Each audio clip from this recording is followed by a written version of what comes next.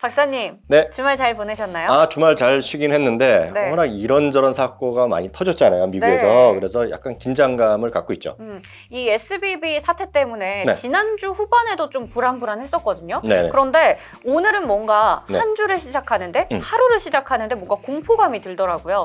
여하튼 그나마 천만 다행인 거는요. 일단 예금주들이 가장 문제잖아요. 네. 돈을 예금을 했던 사람들이 미국 이제 보험에 우리를 보더라도 보장이 되는 게 있고 보장이 안 되는 거 있는데 그런 거랑 상관없이 일단 예금 인출을 바로 해주기로 했으니까 네. 일단 그거는 천만 다행이죠. 일단은 돈이 묶인 기업이건 개인이건 마찬가지인데 문제는 그 이후에 또 다른 은행이 또 벌어지면 어떠한 일이 벌어지냐. 그리고 어찌됐건 신뢰도가 깨졌기 때문에 어떤 투자 심리의 회복에는 일정 수준 걸릴 수밖에 없겠고요. 또 이제 복잡한 것이 지난주에 고용 보고서가 나왔잖아요. 네. 이게 뭐 나쁘다 좋다를 떠나서 일단 임금 상승률이 생각보다 약간 둔화되면서 일단 금리도 약간 좀 내려갔단 말이죠. 거기다가 지금 이런 사태가 벌어지니까 압박이 또 들어오는 거예요. 그러니까 금리 이렇게 기준금리 많이 올리면 안 된다. 그런 얘기가 나오니까 바로 지난주 딱 수요일날 목요일날은 50bp 금리 인상이 기정사실이었는데 네. 이건 또 완전히 당나라 때 얘기가 됐어요. 지금 거의 85대 15입니다. 그래서 50bp는 네. 없어졌어요. 그렇죠. 혼란스러운 장세가 이번 주 내내 지속될 수밖에 없을 것 같습니다. 네, 맞습니다. 이렇게 뭐 미국에서 두 번째로 큰 규모의 뱅크런 사태다라는 네네네네, 얘기가 나오고 맞아요. 있죠. 네네. 이렇게 하나의 주가가 사실 한 종목이 막 60% 하루 만에 뭐 90% 이렇게 빠지는 게 미국이라서 좀 가능한 이야기이기도 하잖아요. 미국이라서 가능하죠. 미국이라서 네. 가능하죠. 일단 우리나라는 30%라는 제한이 그렇죠. 있잖아요. 위아래가. 근데 미국은 그런 게 없으니까 이틀 만에 90% 거래가 바로 정지되고요. 네. 일단 파산이 선언됐기 때문에 여튼 이런 것들이 여튼 바로바로 회복되고 특히 설왕설래가 있었지만 미국 시간으로 보면 일요일 날요. 내노라는 저희 정부 당국자 연준의 의장까지 모여갖고 회의를 네. 통해서 일단은 돈을 다 찾을 수 있게 해줬기 때문에 네. 역시 제가 봤을 때는 미국이 어떤 힘을 보였다. 주말을 통해서 일단은 해결책을 모색한 것 자체는 일단은 그나마 다행이다라고 보셔야 될 것 같습니다. 네. 그러다 보니까 이제 뭐 미국에서 지역은행 관련주들, 뭐 금융주들 다 같이 좀 타격을 받았고 네. 지역은행 ETF도 좀 빠졌었네요. 맞습니다. 지역은행도 지금 거의 지금 리만 사태 이후 주간 단위로 최대 폭으로 하락을 했고요. 일단 SVB, 그러니까 실리콘밸리뱅크 같은 경우는 뭐 거래도 안 되니까 이제 끝났고요. 일단 이틀 만에 90% 밸류가 사라졌고 저 고점 대비 보면 100분의 1 된 거죠. 그러니까 여튼 그만큼 시장에서의 어떤 충격은 일단 있었다라고 보셔야 될 것 같습니다. 네. 이게 일단은 그래도 뭐 지금 뭐 옐런 재무장관도 그렇고 네. 어느 정도 뭐 얘기를 해줬기 때문에 네. 거기서 지금 우려는 일단락이 된 건가 뭐 이런 생각도 들고요. 일단 이렇게 보셔야 될 것 같습니다. 제가 새벽 방송에도 말씀드렸는데 이 은행이 다른 은행과 약간 다른 게 있어요. 네. 이 은행은 예를 들어서 우리가 은행 가면 개인들 고객이 많잖아요, 보통요. 네. 근데 개인 고객이 거의 없습니다. 10% 내외가 대부분 법인이 되겠고요. 물론 여기에는 이제 얘네들의 보유 채권과 그 나눠준 대출 이런 것들에 대한 미스매치가 분명히 발생한 건 분명히 큰 이슈거든요. 네. 그렇지만 실제로 보면 어떤 법인들 물론 여기도 수많은 관련된 기업이 있기 때문에 정확히 몇 개인지 모릅니다. 지금 월가에서는 저희 미국의 벤처 캐피탈과 엮여 있는 그런 투자 받거나 이런 기업들의 네. 한 절반이 엮여 있다는 거거든요. 그러면 이번 주에는 이제 우리가 생각해야 될 게 많잖아요. 네네. 바쁘다라는 얘기를 했는데 이제 또 서머 타임이 시작이 됐죠. 맞죠, 됐습니다. 거기다가 생산자 물가지수, 소비자 물가지수 발표가 있는데 네. 제일 먼저 나오는 거는 네. 현지 시간으로 3월 14일 네. 오전 8시 반에 CPI가 먼저 나옵니다. 맞습니다. 3월 14일이죠. 오전 8시 30분 우리나라 시간으로 그날 밤에 네. 오후 9시 반에 발표되는데요. 월가의 컨센서스는 일단은 6.0으로 나오겠습니다. 5.9에서 6.0이고요. 지난달에 6.4였기 때문에 조금 내려갈 것 같고요. 네. 코어 근원 CPI는 5.5가 나올 것 같은데 이것도 지난달보다 낮을 것 같아요. 다만 이 정보다 약간 위로 보는 사람들도 분명히 있다라고 보셔야 될 것 같아요. 클리블랜드 인플레이션 나우캐스팅도 여러분 매일매일 사이트 통해서 보실 수 있는 곳인데요. 네. 이쪽은 지금 6.21을 예측하고 있어요. 그래서 지금 요 컨센서스 5.9에서 6.0 그 이하로 나면 아주 좋은데 그보다 위로 나올 가능성을 배제할 수는 없을 것 같고요. 다만 매일매일 집계하고 있는 트루 인플레이션 같은 경우에는요. 지금 4.6%까지 급격히 떨어지고 있거든요. 네. 그렇기 때문에 조금 하방 압력이 있는데 중요한 것은 지난달 소매 물가 지수는 이거보다 위에 나올 가능성이 있기 때문에 그거에 대한 어떤 눈치는 좀 보셔야 될 것 같고요. 어떤 지난달에는 이게 6.2였는데 6.4가 나서 충격이었는데요. 네. 이번에도 너무 낮게 보는 게 아니냐라는 일단 우려의 목소리도 있다라고 이해하실 수 있을 것 같습니다. 그런데 여기 사이트별로 약간의 좀 격차가 좀 있네요. 예. 근데 사실 이렇게 뭐 지금 예상치에 미치든 못 미치든 네. 여전히 지금 고물가라는 건 분명하잖아요. 맞아. 어찌되었건 뭔가 인플레이션 스티키한 거죠. 잘 안 내려오고 있거든요. 네. 특히 미국에 계신 분들이나 이런 쪽에 느끼시겠지만 이 어떤 서비스 물가의 치솟음을 우리가 무시할 수 없어요. 네. 서비스 물가라는 것이 가장 쉽게 얘기하는 것은 여러분들이 커피숍 그리고 여러분들이 점심, 여러분들 저녁 나가서 먹는 거 있죠. 네. 그게 이제 비싸지는 거거든요. 맞아요. 외식 물가. 네, 외식 물가 네. 너무 이제 천정부지로 오르다 보니까 이런 게 이제 여전히 문제인데요. 그래서 이제 어려운 시기가 계속될 수밖에 없는데 이런 상태에서 정부 당국, 통화 당국이 특히 통화 당국이 가만히 있을 수는 없거든요. 그래서 작년 3월 1일에 첫 번째 금리안 인상한 이후에 특히 1980년대 이후에는 가장 빠른 속도로 지금 금리를 올리고 있어요. 그래서 네. 이 그림을 보여드리는 것이 1980년 이후에 첫 달, 둘째 달 하면서 금리 인상에 대한 것. 오른쪽은 X축은 몇 개월의 그 단위인데요. 근데 이제 문제는 금리가 올라간도 좋은 건데 이제 금리 주가가 올라가려면 금리가 좀 낮아지거나 좀 고점에서 멈춰야 되잖아요. 그렇죠. 근데 우리는 불안한 것이 금리의 고점이 아직 확인되지 않았다는 것이 되겠고요. 그럼 여기서 더 갈 수도 있다. 더 갈 수 이런 있죠. 거죠. 더 갈 수 네. 있고 그래서 일부에서 뭐 6%까지 그렇죠. 얘기하는 거거든요.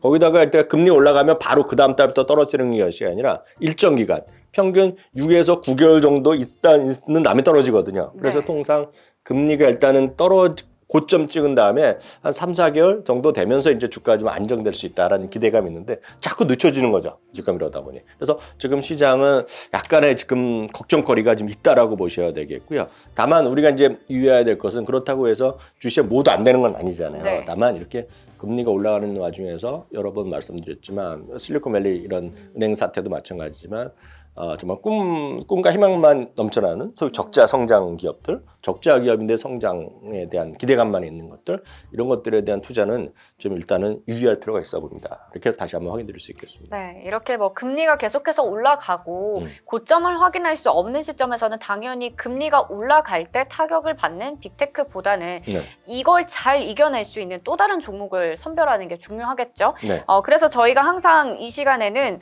뭔가 시장을 이길 수 있는 네네. 그런 종목들을 얘기를 많이 주시잖아요. 네. 그래서 네. 그런 관점에서 지금 이런 금리가 조금 더 올라가죠. 예상보다 우리가 당초 연말이나 연초에 생각했던 것보다 금리가 더 올라갈 수 있다는 이런 시점에서도 우리가 버틸 만한 주식을 한번 선별해 볼 필요가 있겠는데요. 이걸 우리가 뇌피셜로 감으로 얘기하면 좀 어설프잖아요. 그렇죠. 그래서 저희는 다시 한번 이런 기준을 몇 가지 말씀드리겠는데요. 네. 작년 3월 초에 이제 첫 번째 금리가 올렸단 말이죠. 그래서 크게 보면 세 가지 정도 기준점을 잡아봤어요. 첫 번째는 작년에 금리 인상 이후에도요. 주가 좀 살아있는 거. 네. 뭐 폭등은 안 했지만 최소한 10% 이상 상승 이런 거 찾기 쉽죠. 10%도 많이 오른 거죠. 많이 오는 거죠. 네. 하여튼 금리가 좀 추세가 살아있는 거. 두 번째는 매수 의견이 여전히 절반 이상인 거. 그래서 네. 구체적으로 보면 70% 이상인 거. 늘 말씀드리지만 미국은 매수 의견, 매도 의견, 중립 의견이 특히 중립 의견도 맞아요. 요즘 많이 늘어나 있거든요. 맞아요. 그렇기 때문에 70% 이상 찾기가 쉽지만 않습니다. 그리고 세 번째는 매수 의견뿐만 아니라 목표 주가가의 평균 가격이 지금 현재 주가보다 10% 정도 여유가 있는 거. 그래서 그러니까 크게 보면 추세가 살아있고 의견도 좋고 목표 주가까지도 아주 여유가 있는 이런 세 가지 정도로 한번 살펴봤어요. 그래서 네. 요걸 갖고 그다음에 제가 그 리스트를 표를 통해서 준비해 드리니까 요걸 갖고 여러분들만의 또 종목을 찾아보는 방법도 좋을 것 같고요. 저는 이제 몇 가지 그 중에서도 몇 가지 관심 가진 걸 보여드리겠는데요. 특히 보면 에너지 주식이 여전히 꽤 좋은 것들이 꽤 있겠고요. 네. 라스베가스 엔젤 같은 어떤 호텔 그런 회사들도 있고요. 그리고 또 다이아몬드 백에너지 역시 심볼은 팡인데 다이아몬드 백에너지 역시 네. 에너지 기업이 들어가 있고요. 통신주 들어가 있고 항공주 들어가 있고 헬스케어. 네, 헬스케어 그런 네. 관련된 것들이 다양하게 있는 일단 표로 먼저 보셔야 되겠고요. 표는 말씀드렸다시피 작년 이후에 주가 상승률 작년 3월 이후에 그리고 매수 의견 비중 그리고 평균 가격과의 괴리율이다라고 말씀드릴 수 있어 보입니다. 네. 그래서 오늘 이 중에서도 저도 좀 알고 있고 네. 우리 시청자분들이 말씀드리면 좀 이해할 만한 것, 좀 쉬운 것들 그런 것들을 제가 한 5종목 정도 뽑아봤어요. 5종목. 네, 일단 첫 번째 종목은 바로 말씀하셨던 라스베가스 샌즈인데요. 라스베가스 샌즈는 물론 미국의 라스베가스도 있지만 결국은 최근 들어서 많이 관심 있는 것은 중국이죠. 그렇죠. 마카오에 대한 네. 그런 카지노가 되겠고요. 특히 이제 이런 것들이 카지노가 미국뿐만 아니라 지금 마카오 그리고 싱가포르 그리고 전 세계 카지노가 엄청 많이 생기고 많아요. 있거든. 예, 네. 그러니까 그런 관점에서 특히 라스베가스 샌즈 이런 것들이 올해의 여행에 대한 기대감, 리벤지. 예, 리벤지 트래블이라는 게 엄청 많이 나와요. 그러니까 네. 복수의 여행이라는 거예요. 네. 예, 복수의 여행에 가장 많은 사람이 뭐겠어요? 그러니까 중국인의 소위 복수의 여행 이런 게 큰 화두입니다 지금. 그래서 하여튼 저 여행주가 좀 기본적으로 된다고 보고 있어요. 네. 이팸은 아신 분은 계실 텐데 주가는 이제 작년 저점 대비 좀 올라와 있지만 크게 재미가 없는데 그렇네요. 이거는 소위 업무 효율을 위한 소위 소프트웨어 쪽이라고 보시면 될 것 같습니다. 이거 장기적으로 워낙 좋은 회사인데요. 네. 이게 아시다시피 우크라이나 전쟁하면서 우크라이나 러시아 이런 쪽에 직원들이 많아갖고 그때 주가가 흘러내린 거 엄청 떨어진 거예요. 이런 건 좋은 회사라고 네, 보셔야 이거 되고. 그래도 목표 주가까지 괴리율이 한 34% 정도니까 그러니까요. 아직까지 그 정도 추가 상승 여력이 있다. 네, 장기적으로 보면 다 괜찮을 네. 거예요. 그러니까 휴메라는 이제 보험회사니까요. 익숙하신 분, 미국에 계신 분 많으실 것 같습니다. 그리고 보스턴 사이언티픽은 딱 말로 하면 설명이 안 되기 때문에 제가 이미지를 갖고 왔어요. 네. 수많은 몸에 들어가는 수많은 이런 메디컬 디바이스들 있잖아요. 네, 네. 이런 거 진짜 예전에는 쉽지 않았는데 이런 걸 다 조금만 몸에 뭐 이런 거 많이 넣는 분들 있잖아요. 이게 보시면 진짜 최고의 기업 중에 하나거든요. 그렇네요. 네. 다음에 CDW 코퍼레이션은 이거 딱 익숙하지 않으시면 모를 텐데 어려운데요? 이건 어떤 네. 기업이 낫죠? 말씀드리면 처음에 이 회사가 순전하게 유통업을 시작했어요. 네. 하드웨어, 소프트웨어 다 팔아갖고 하는 유통업체인데 유통업체인데. 지금 유통업체뿐만 아니라 이게들이 이제 스스로 워낙 크다 보니까 이 스스로도 뭐 소프트웨어도 개발도 하고 다 해주는데 기본적으로 이런 하드웨어, 소프트웨어 유통업체라고 보시면 될 것 같아요. 네. 그래서 일단 말씀드렸던 대로 뭐 투자 의견 좋고 목표 주가까지 괴리율이 있는 기업들인데요. 이 정도에서 여러분들 보시면 크게 무리가 없을 것 같습니다. 네. 자, 이제 저희의 수익률 대결 네. 결과를 발표할 텐데요. 지난주 좀 심하네요. 아, 지난주는 할 수 없죠. 지난주는 뭐 떨어지면 어찌보면 당연하죠. 그런 사태가 있을 줄 어떻게 알았어요?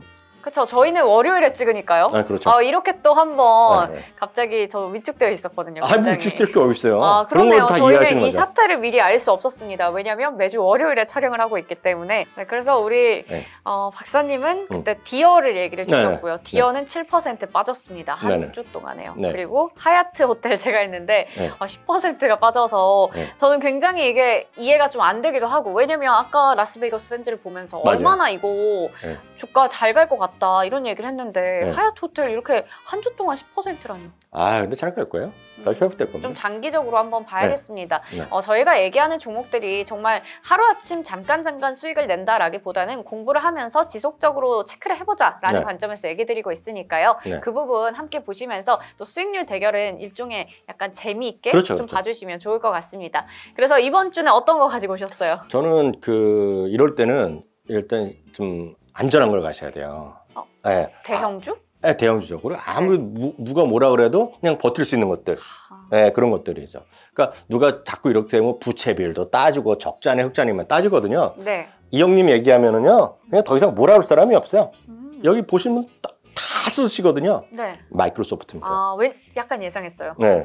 지금 딱 그런 걸 갖고 네. 가셔야 되고, 물론 주가가 이제 반등하면 덜 반등폭이 작을지 모르겠지만, 지금은 그냥 묻어서 갈 수 있는 걸로 가셔야 돼요. 갑자기 그 얘기 듣고 나니까 더 자신감이 없어졌어요. 아니. 제 종목은 네. 저는 좀 고민을 해봤습니다. 네. 저희 시간에 안 나왔던 종목이 뭐가 있을까 생각을 해봤는데 최근에 국내에서도 네. 2차 전지가 없으면 완전 소외감이 들거든요. 난리 났더만요. 난리 났었어요. 배터리주만 계속 올라요. 리튬, 배터리 이쪽만 오르는데 네. 이게 사실 결국에는 미국의 IRA 법안에 대한 수혜 기대감, 네. 유럽의 핵심 원자재법에 대한 기대감 이런 것 때문이잖아요. 네. 그래서 미국에서는 배터리 기업이 없을까? 네. 이런 전기차 말고요. 네. 그런 거 말고 없을까 좀 찾아보다가 네. 2차 전지 배터리를 개발하는 전고체 배터리를 개발하는 퀀텀스케이프. 이것도 사실 리튬 관련주라고 볼 수 있잖아요. 그래서 이거 한번 추천해 보려고 합니다. 저는 다 수정 앵커 얘기하는 거 다 말이 된다고 보고 있어요. 네. 저는 투자할 마음이 없어요, 사실. 네. 너무 조그매서 관심이 그쵸, 없지만 작죠. 그런 것들 젊으신 분들은 그런 거 한번 보실 필요가 있죠. 다만 제가 드릴 수 있는 네. 말씀은 너무 테마 위주나 이런 거 하면은 나중에 지금 시장 자체에서 변동성은 좀 있으셔야 된다. 그래서 이런 것들 자그마한 것들은 극히 일부만 조금씩 해보시면 좋을 것 같아요. 제가 조금 전에 우리 시간에는 길게 볼 종목들 가지고 온다고 했는데 제가 지금 거의 단기로 봐야 될 테마주를 가지고 왔군요. 아니 이건 테마라기보다는 이건 장기적인 성장이 분명히 있는 거죠. 왜냐하면 지금 IR의 기본 방침이 두 가지잖아. 우리가 느끼는 거. 태양광을 2배로 가겠다는 거고 전기차를 결국 50% 이상 가겠다는 거잖아요. 그러니까 그런 건 당연히 좋은 거죠. 네, 좋습니다. 그러면 이번 주는 퀀텀스케이프와 그리고 마이크로소프트의 대결 한번 기대해 보도록 하겠습니다.